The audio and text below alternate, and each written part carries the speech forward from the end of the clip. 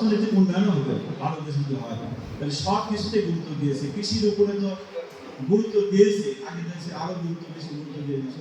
তবে আমরা এগিয়ে আসি, আমরা সবাই একসাথে কাঁধে কাঁধ, কি প্রশাসন, কি জনপ্রতিনিধি, কি সাধারণ মানুষ, দেশ আমাদের সকলের, সবাই মিলে আমরা কাজ করি, সবাই মিলে আমরা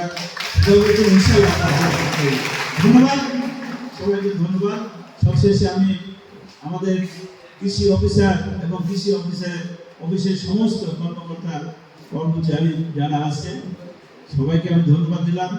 এবং এই প্রত্যেকটা উপজেলা পর্যায়ে যেগুলো কমিটি আমাদের সভাপতিত্বে সরকারের রাষ্ট্রের সিদ্ধান্ত মোতাবেক উপজেলা নির্বাহী অফিসার মহোদয়, আমরা ওনার ভালো কর্মদক্ষ মানুষ, ওনাকে আমি ধন্যবাদ দিচ্ছি। এই কমিটির সভাপতি ধন্যবাদ দিচ্ছি, সকলকে ধন্যবাদ দিয়ে শেষ করলাম। আল্লাহ হাফেজ, আসসালামু আলাইকুম।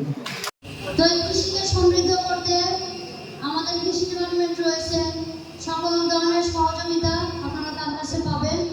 আপনারা জানেন যে ইতিমধ্যে আমরা সেচ কমিটির মিটিং করেছি, যদিও মিটিংটা আমার আরও আগে করা দরকার ছিল।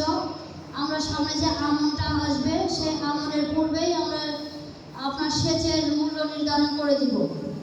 এখানে দেখা যাচ্ছে কিছু কিছু কৃষকের সাথে খুবই অবিচার করা হচ্ছে, 4,000, 4,500, 3,000, 3,500 টাকা নেওয়া হচ্ছে।